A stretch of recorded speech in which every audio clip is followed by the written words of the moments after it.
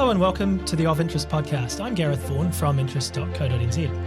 Kiwibank is part of the New Zealand banking furniture today, and it can be easy to forget it's only 21 years old.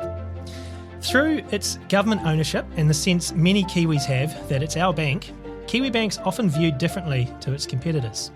An example of this came just yesterday. Kiwibank reported record annual profit up 34% to $175 million. But unlike with its bigger Australian-owned rivals, such a profit surge in tough economic times wasn't roundly criticised.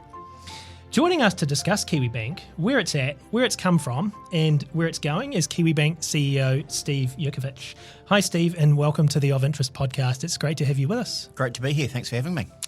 Look, I thought it'd be interesting to take you back to 2002 when Kiwibank launched. Obviously, a long time before you joined the bank. You've been CEO now for 5 years.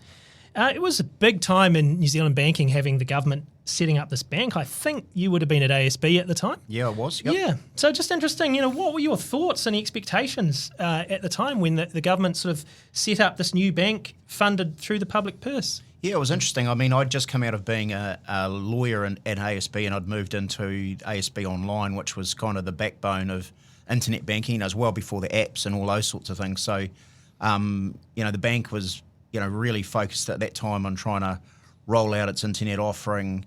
If people probably don't recall it now, but, ASB, the A in ASB in Auckland was really the predominant feature, and it had grown very fast and was growing outside of the country, around the country, I should say. So it was sort of in growth mode.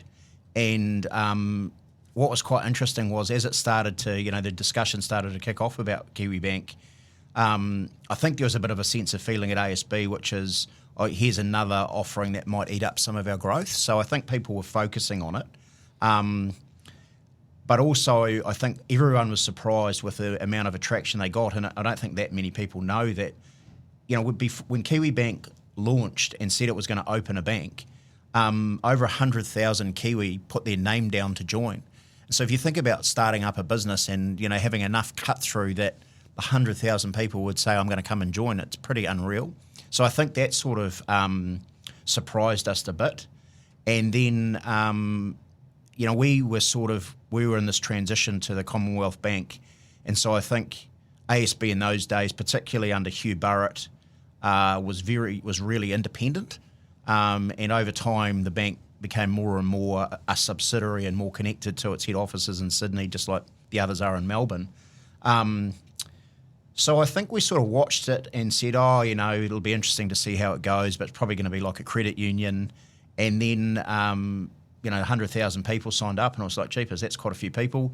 And then it started to grow, and I think, it never really registered on all the market share reports and things like that for a long time. And so people were like, it'd be interesting to see what's going on. And then it sort of got to, 1% and then 2%, and people started to take a bit of interest. And then it would always pop up very high in the net promoter scores. And there was this sort of dismissal of, it's just got this halo effect and people love it because it's the New Zealand bank. So it was for quite a few years that people sort of poo-pooed it. And then as it grew and had a bit more impact and then started to get more aggressive in its challenger brand, that people started to notice it. So, yeah, it's a really interesting time.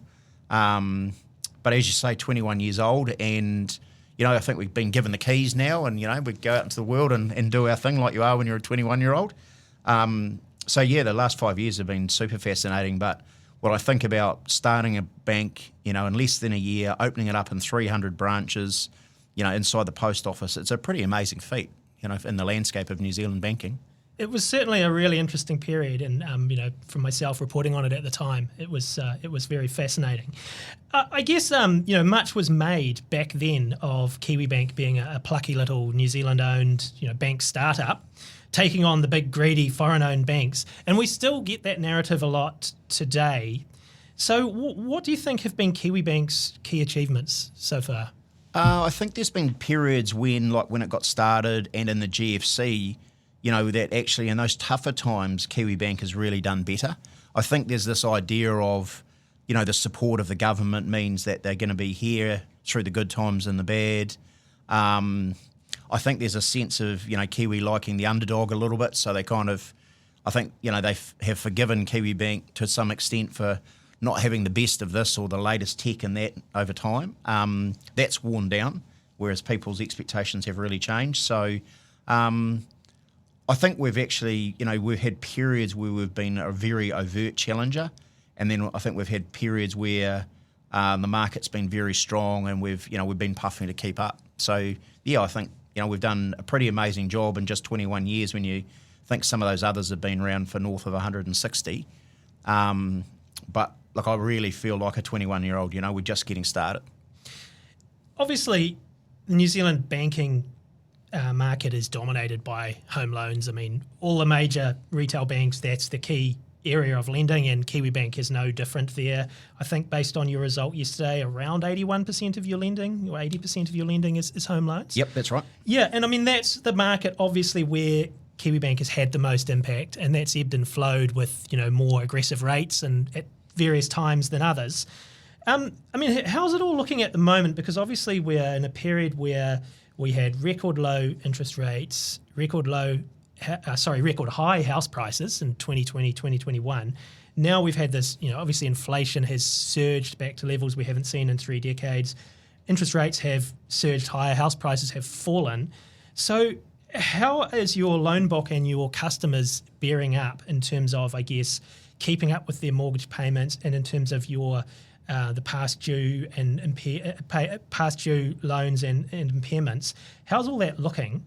And I guess also on that, with those people who did buy in 2020, 2021 to the housing market, when now, to what extent are you seeing people now facing mortgage rates that are higher than the serviceability rates that you would have tested those borrowers at when they took out their loans? Yeah, I mean, there's quite a lot to unpack in that, isn't there? So if you think about the 5 years I've been in the job, they've been pretty abnormal times, I'd argue. We've had the COVID period where sort of, banking got tipped on its head, but the system got flooded with cash, very, very different to the GFC. So that in itself was pretty amazing. I really remember, for instance, conversations around, could our systems handle negative interest rates? And I think I had one of those with you. Yeah, and it was, it seemed a very academic conversation for a long time. And then suddenly it was like, well, how do we go on that testing? Did the systems cooperate and do that? And so, I'd remember being in a different role and being asked about whether it did. It all seemed very academic, and suddenly it was real. Those house prices were on a tear for a long time, weren't they? And I think the thing that's really struck me as being super unusual is the volatility, like how fast the rates went down and how fast the rates have come up. You need to be very good on your feet as a customer and as a bank to be able to handle those sorts of changes. And I think, your commentary has done a really good job of trying to help people understand those changes. But if you sort of zoom back out and think, how long have I been at it, more than a couple of decades, I remember my first house mortgage rate was 11.75. So the band of interest rates we're in at the moment over the longer term are not that unusual, but man, they went up fast, and that pain really hurts if you're coming off. We started ringing people in October last year, and when we initially started with people whose mortgages had gone up by more than $500 a month. And now we've got customers that are going up by $1,500 and $1,600, and that makes a massive difference to the household income. In terms of test rates, yep, there will be some that are just above where we tested, but I guess also, one of the things you have in your mind is when you're doing those test rates, do they seem too far away to be realistic? And actually, again, the volatility meant that actually in almost no time we were up around those test rates. So that's another point that you make, which I think is a very fair one. I think if we think about house prices, and it feels like there's a bit more stability in the market now, if we probably look from point to point from, say, 3 years ago, there's probably not a huge amount of change. But certainly New Zealanders felt pretty confident, when their house price was going up 5%, 10%, 5%, 10%. And that covers a lot of situations, So I think people are much more prudent about what they want to borrow and how they're thinking about. I think there's some people that did benefit from feeling like they were getting locked out, that the house price is cooling a bit, gave them a bit more of a chance. But then, of course, their serviceability was much more challenged. In terms of how people perform, like I sort of use three examples. One is GFC, two is dairy downturn when I was in the agribusiness under the business bank, and thirdly now, people are really resourceful. They make really tough choices because, we did a survey and surprise, financial security meant having a house and having a roof over their head. And so I sort of worry more about those sectors that were selling, big TVs and new appliances and those sorts of things. I think that sort of spend's going to really be put on the back burner. Chuck in also the real difficulty that triple CFA has put into the system and how much tinkering has gone on with it. It's sort of a perfect storm in a lot of ways. But customers, in terms of impairments, back to sort of normal levels from really abnormally low, as you know. So, again, sort of a bit more business as usual for us. More volatility with IFRS in the way that you have to forecast. Our big problem is we've had nothing to forecast off because we've had no defaults. So I'd expect to see in the results of the banks over the next couple of years a lot more volatility on that front. Having said that, we're all holding way more capital than we ever have. So actually, I think we're pretty well placed. I think the risk is that New Zealand talks itself into quite a bad funk, and that's kind of feels like where we are now. Maybe an election will make a difference, maybe it won't, but it feels like peak uncertainty at the moment. Yeah, I think you're right there, and I mean obviously the dairy sector, we're seeing payments there, milk payments there fall as well, and obviously house prices have been falling. So it's kind of easy to see a scenario where the New Zealand economy perhaps does go into a funk. But you seem reasonably optimistic about the housing market. I guess with prices falling, you do wonder about things like, well, observers like myself, you wonder about things like negative equity. Will we see a return to significant volume of mortgagee sales across the industry? We haven't seen that in a long time. Do you think that's on the cards, or do you think that we're bottoming out? Yeah, I think we will see more normal again. I think I wouldn't know exactly, but I can't remember seeing in the paper or on Trade Me or wherever a mortgagee sale for a long, long time. And I think part of that was the banks sort of all acted in unison, and I mean that in a positive sense during COVID, which is, okay, what are we going to do? How are we going to help people get through? And so what I think's changed quite a lot is I think we've got New Zealanders a bit more used to that not every time the bank rings up is it bad news. Actually, we are sort of all in it together, which is none of us want to force a situation where there's a whole lot of forced sales. We want to help customers get through as best we can. We're a lot more practiced at ringing people and saying, how are you going, than we used to be. We are doing hundreds of thousands of calls a year, whereas, I'm sure if we did 10,000 outbound calls 5 years ago, I'd be surprised, in terms of ringing and checking and seeing how you are. So that's happened across the industry. But I wouldn't be surprised that there will be some people that have got themselves in a situation that if you sort of borrowed at quite stretched LVR levels, you had a pretty high priced place which might have taken a year or so to build, so costs had been a bit higher, and then now with these higher interest rates, in the revaluation of your house, you could well be in that situation. I guess that only matters if you're out of a job in a lot of ways, and what we sort of see with very full employment is I think pretty much anyone in New Zealand that wants a job can get one, and as a result, if you can get a decent job, then you can probably pay your bills, particularly in mortgage, albeit in really difficult circumstances sometimes. So I think that's the thing that if that changes, if we see inflation ticking up keep inflation high, which I think we're going to see for a while, unemployment ticking up, that'll be tougher going. But I don't see a massive shift. I'd probably see an uptick in mortgagee sales. Now, obviously, you also lend to businesses. I think we're mostly talking about small and medium-sized businesses. Can you tell us a little bit about how that's going, and also, how big are your bigger business customers, and do you want to push into, I guess, having corporates as customers? Yeah, I think, look, our biggest customers would be around, their borrowings would be just, be north of 90 million, short of 100. We do participate in, a limited amount of syndicates where the customers are bigger and we've just got a smaller portion. But really the sweet spot for us is customers that are sort of, less than 200 FTE probably. There's a lot of those businesses in New Zealand. I sort of think that our best position is those customers that are probably at other banks. They are in the sort of the middle of the portfolio of the larger commercial banking businesses. They probably don't get quite as much love as they'd like from the customers' coverage team.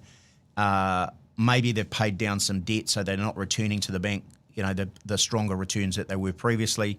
So in the segmentation of the business banks, they've moved down a little bit. But actually, they sort of, what I hear from customers really, really regularly, and I guess business customers are really close to my heart after so long working in that space, what I hear from them is, it feels like my reward for paying down debt and giving the bank less return is to get less love and less service. And I think that does happen, and it's, a sensible economic decision, but those customers are laying awake at night thinking, what am I going to do? What if I win this customer? What if I lose this customer? And I think, the most amount of customers we win are when they think their existing bank just thinks they're a number. And the Kiwibank brand goes best with owners. And so, those businesses can be quite large, but when the decision maker is a sort of non-professional manager, there seems to be a much more emotive sense of, well, I want to back a New Zealand business because I'm a New Zealand business. And I don't mean it in a sort of Walt Disney motherhood statement. I think they recognise that they're going to be a bigger fish in a smaller pond when they come to Kiwibank, so they probably get a bit more attention. They're dealing with a New Zealand bank and they're a New Zealand customer, and they probably feel like as a New Zealand business, they're usually up against the big guys, so there's a little bit of that flavour. I think because we've been growing strongly in business banking for quite a few years, we've attracted bankers who want to do deals and want to grow. And so by nature, he's a bit more enthusiastic and wants to get out and about, and the customers can feel that. So I think we've got a lot of room ahead of us to do well, but we're going to have to keep evolving because as we get bigger, the risk is we fall into the same pattern. And one of the things I find really fascinating about being the chief exec at Kiwibank is when people are grumpy with us, which is, what happens when you have 1 million customers from time to time, they'll say something like, you're just like all the others. And, when you've worked at the others, you sort of say, oh, do you mean like some of the most profitable banks in the world? Actually pretty high reputation scores, pretty high customer service levels. So actually what's a kind of meant to be a bit of a brickbat is actually really interesting. And, when I first joined, particularly things like, more controversial things like when we decided we wouldn't continue with checks, people used to say, Jim Anderton would be rolling in his grave if he knew you guys were doing this. And there's this kind of a really amazing sense of loyalty, which is, I joined you when you started and you wouldn't be here if I hadn't joined you, which I never heard at any of the other organisations I've worked at. And so I think there's a sort of this thing to treasure there, that we don't lose our kind of appeal in that sense, but also recognise that customers say things like that, but they also want a great app. They also want great internet banking. They want the best rates. They want service that, really shines. They want simple and easy. All those things. So it's, partly that's why I'm a banking nerd and I love banking, but, that's some of the unique things I think about Kiwibank.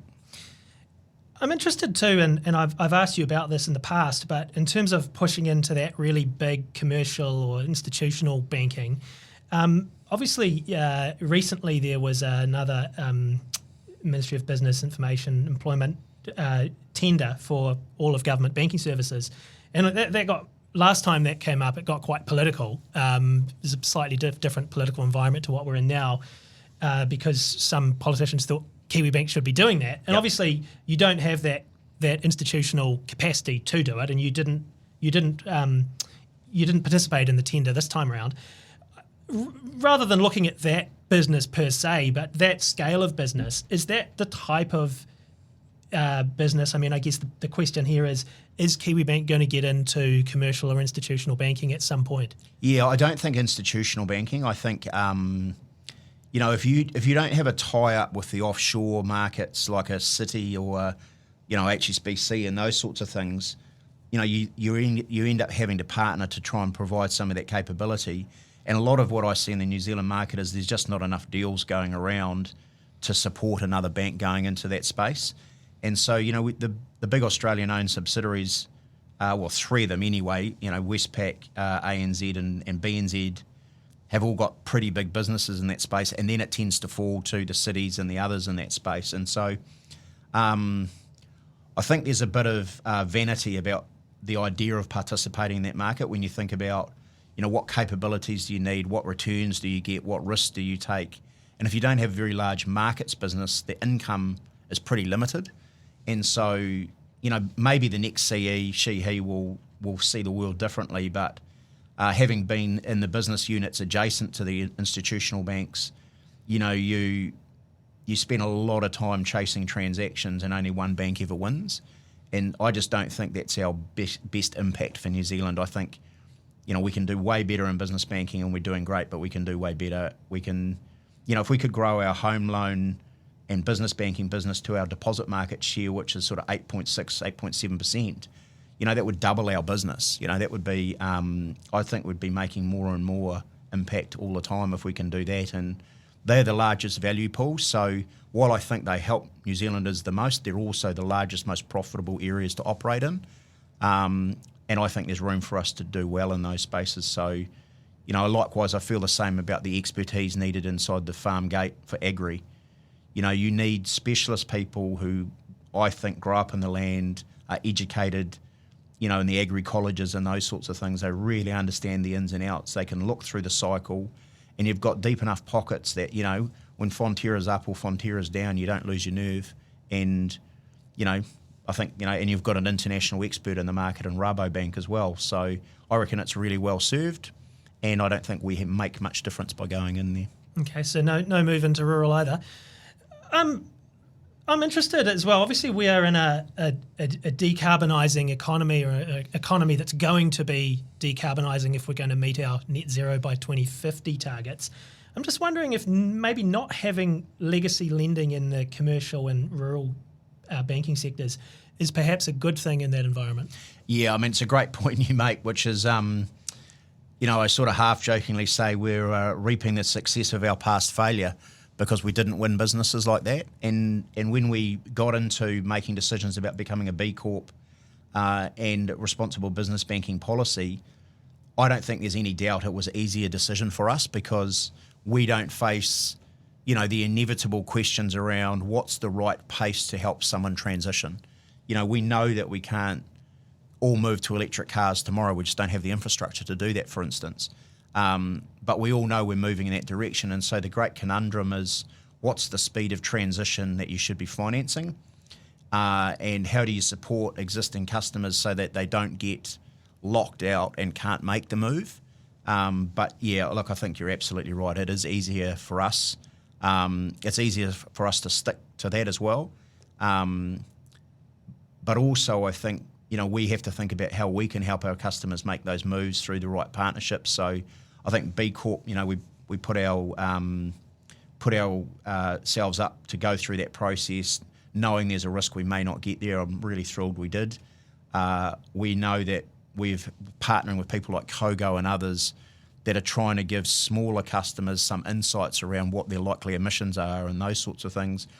Is probably we're going to have to do it through partnership. And I think, if you think about the whole financial services industry, at the insto banks, you've got the large sustainable loans and big facilities that are making a big play in that space. So I think our job's to sort of play across the middle there and help businesses, like the classic example I use is, help the electrician with 10 vans on the road move to an EV fleet to make other choices and those sorts of things. And I think, that's where we can have an impact. But I think there's little doubt that we were in a easier position. It's really fascinating though around the choices we have to make as a business as well. We are, countrywide, but we have our head office and most of our senior execs are split between Auckland and Wellington. We're really having to ask ourselves about, how much should we be travelling between those businesses? What's our footprint going to be? Like most businesses now, we're focused on the things we can measure. So we tend to make tougher choices around flying places or going overseas to go and see different tech and things. It's a kind of a real pinch, and it's sometimes not trivial. If you're running a business and you've got people right throughout the country, you want to go and see them, you want to go and hear from them, and we're having to make some choices about the way that we do that. Yeah. Obviously, Kiwibank's ownership changed last year, so to speak, with the government or the Crown buying out the shareholders that were NZ Super, ACC and New Zealand Post. So with the Crown or government taking direct ownership.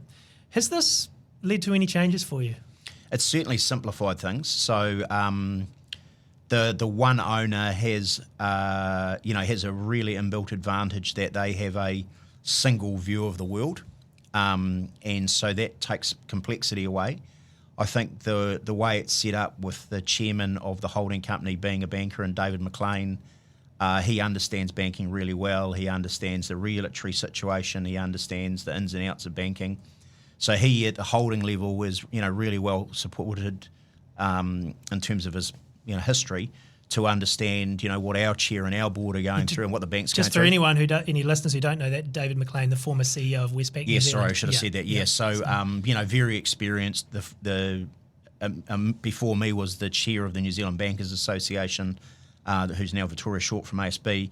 So had been involved in the capital changes, had been involved in COVID responses and those sorts of things. So really well placed, and and our own board.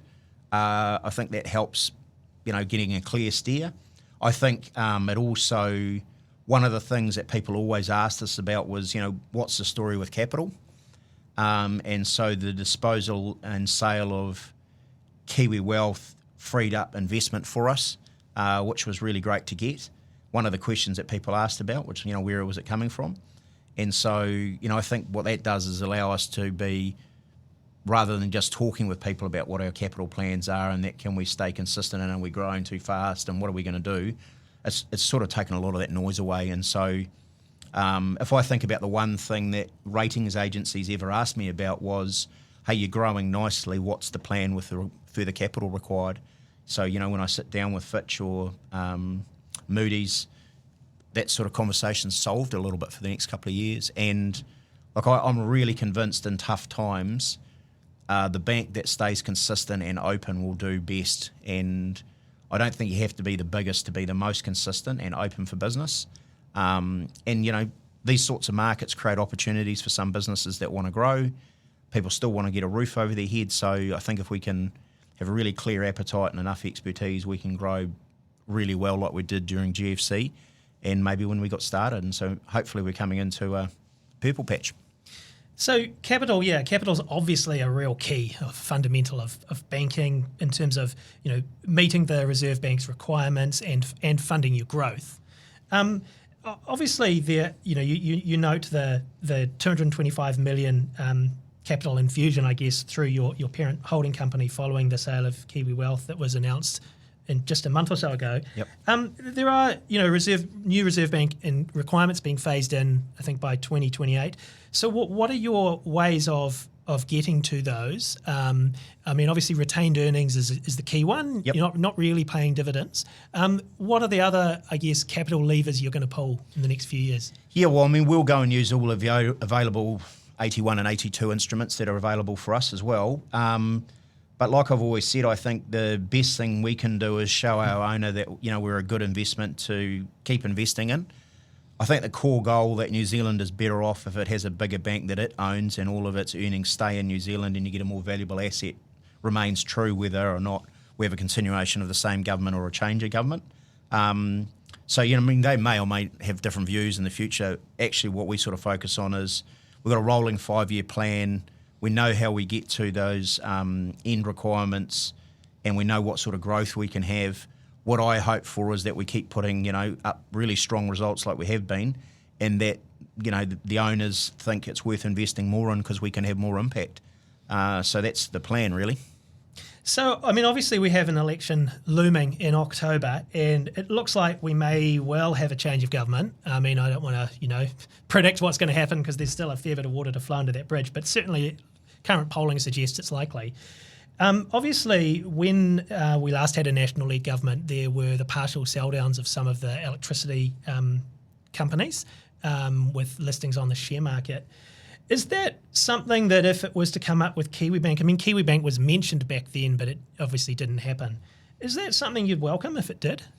It's a great question. You can see how those business models work and they work pretty effectively. I mean, Air New Zealand's the kind of classic example, right, which is when times were tough, they were able to call on support, albeit at a pretty tough price, and now have come out the other side. So you can see how the MOM model helps businesses. And yes, it brings overhead in terms of reporting and things, but we've already got public instruments that with continuous disclosure and those things. So the actual workings, I don't think would be that much of a hurdle for us. I haven't heard any signals that there's an intention to do different. I think, when I speak to the Minister of Finance and on that purchase, I think everyone heard him loud and clear, which one of the key things was he wanted 100%, or the Crown wanted 100% ownership. You can see how that can change in the future. Would that be a massive change for what we're trying to achieve in our purpose? I don't really think so. Can you see how a bank could do it? Yes, you can, because you see banks do it now. I think we just have to stick with what we're at and, obviously roll with what the political parties think. I don't know if it'll be top of the pops for thinking about as a new government. Mind you, if you look at a stretched Crown balance sheet, maybe it will be. Yeah, look, I think we think about it. I don't spend a lot of time thinking about it. And I'm not sure it would be a first-term government's priority, but maybe it would. I don't know. You haven't had any signals from anyone in National that might be on the agenda? No, and I think when Chris Luxton and Nicola Willis have been asked, they've sort of put that on the back burner as not something they're thinking about, and I can only just take it at its face value. Certainly never heard anything via Treasury or anything that suggests that's up for grabs. But, look, as you touched on, you look around the electricity companies and you look around Air New Zealand and other providers, you can see that it's an option. And it's worth thinking about over time, but I don't think so. I mean, the other thing, obviously, you mentioned the stretched Crown balance sheet. I mean, another alternative could be that whoever the government is post-October wants a chunky dividend out of you, which then possibly comes into conflict with your capital plans. Yeah, that's right. I mean, and that's absolutely, that's the dividend policy that the board would come forward with.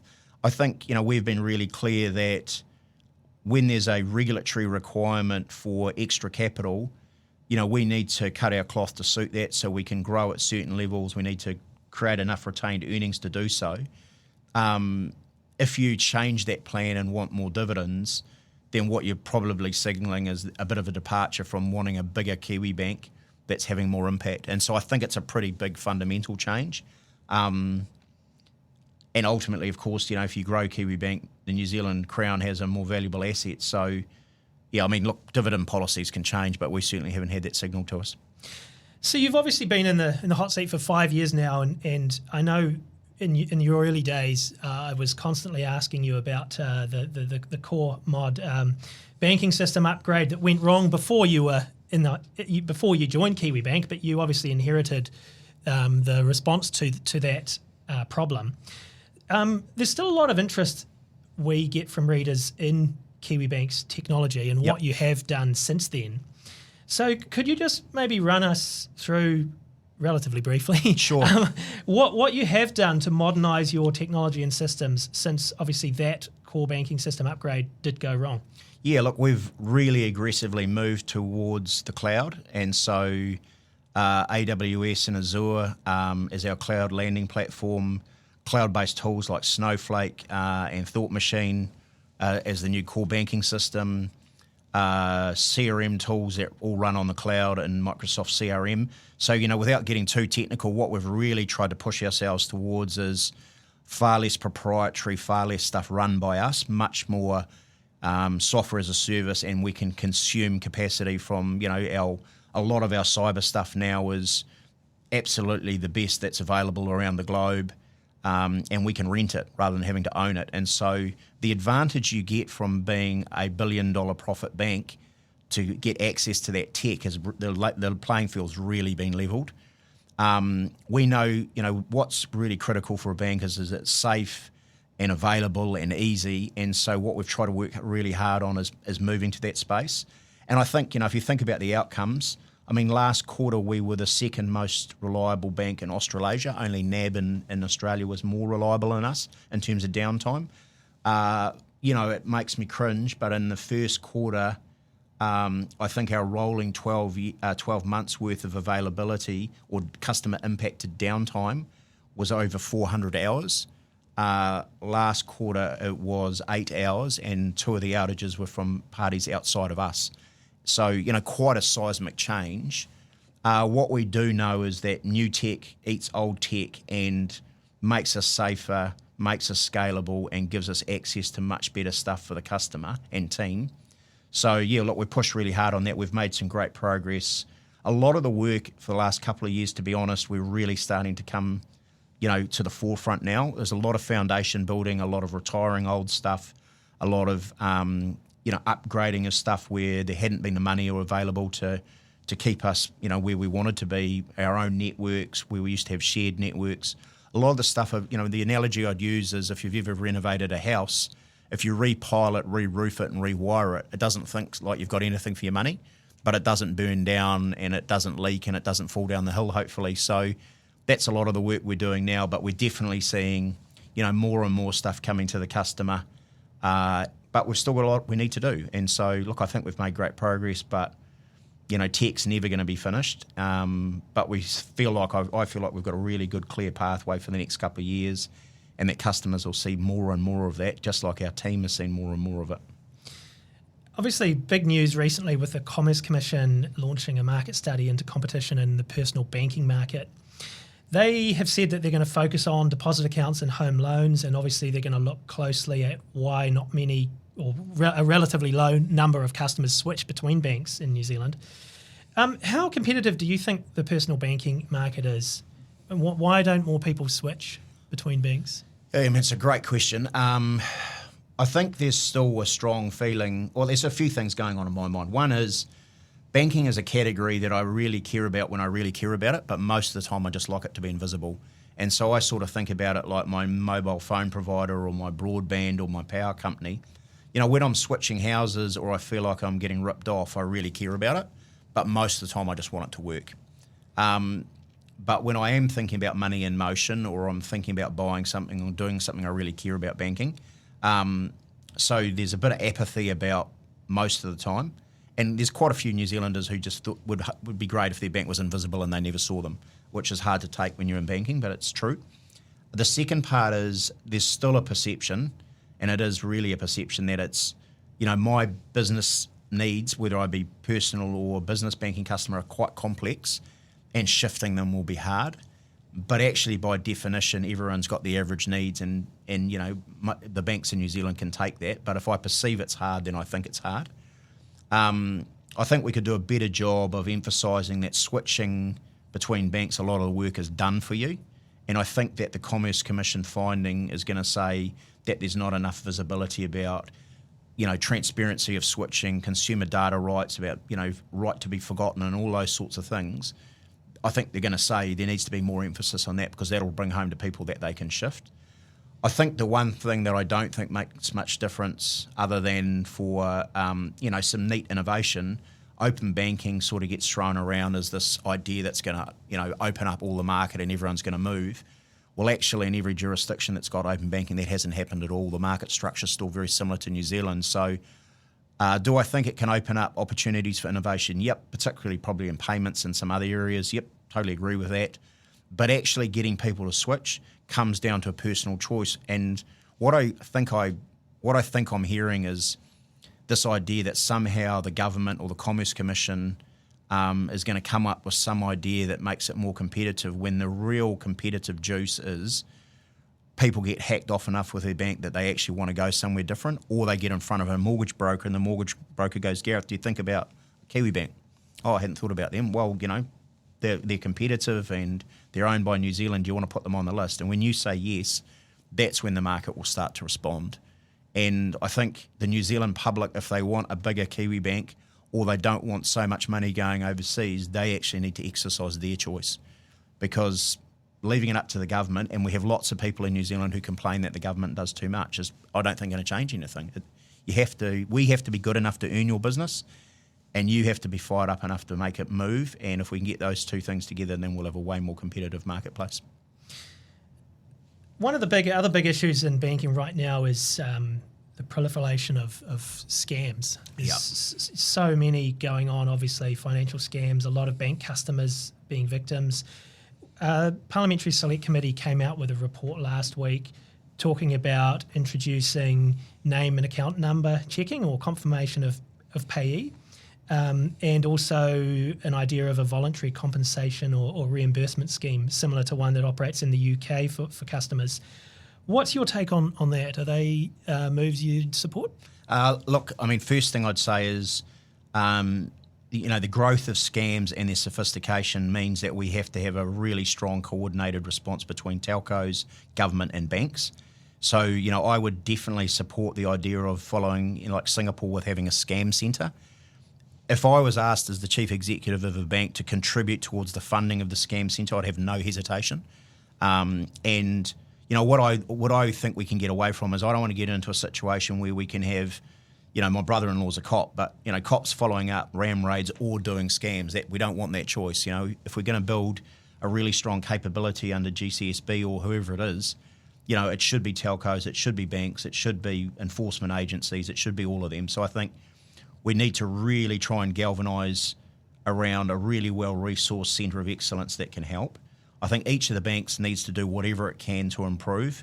And name matching, there's definitely some benefits in it. There's some of the challenges. If I just use my personal example, my given name is Steeper. Some of my bank accounts are in Steve. If it name checks me for Steeper, which is my given name and my name on my passport versus Steve, will the payment still go through?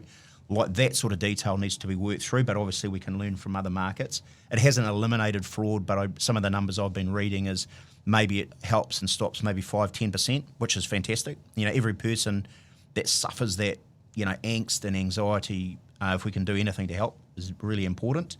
I think the compensation scheme has been really double-edged in the UK. It's emboldened some people in the sense that they take less care because they think they're going to get their money back. So I think you just have to think a little bit through the unintended consequences, but also what we can't do is drag our heels on that thinking, Gareth. We're going to have to move fast on that choice. What I'm seeing now, and I don't think the other bank CEs would mind, I've had weekly meetings with the other big banks or bigger banks, big four plus us, and there's absolutely 100% commitment to working together like we sort of did in COVID, to putting our resources together with the telcos and really trying to help there. So I get a real sense of urgency. Our Chief Digital and Technology Officer was in a whole day workshop yesterday working through these options. So there's a real sense of, let's get a wriggle on, because obviously, COVID has pushed more and more people to do more and more online. And that's created a more fertile ground where people may not be as confident about spotting a scam. And by the way, the scams are way more sophisticated than they've ever been. So, if I think about the things I really worry about, that scams and frauds are definitely one of them. Our own fraud rates are growing at north of 100%.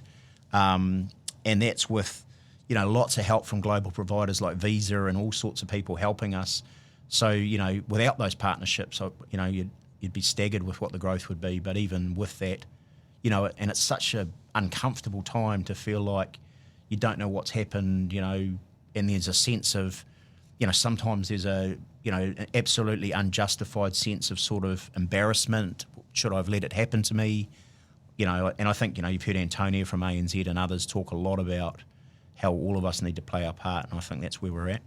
You mentioned weekly meetings with the other bank bosses. Is that just to discuss the topic of scams? Yes, it is, frauds and scams, And how long's that been going on for?